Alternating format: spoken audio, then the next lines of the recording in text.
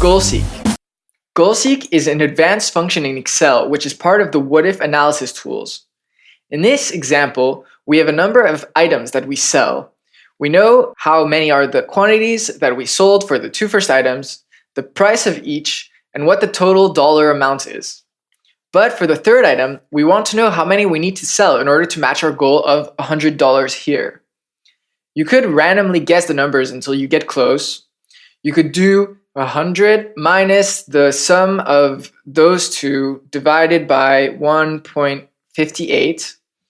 Or you could start by clicking on the target cell, go to the Data tab, What If Analysis, Goal Seek.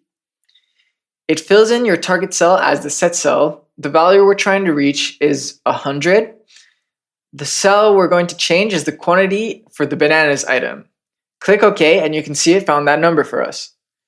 You can use this in all kind of scenario as this tool handles very complex analysis.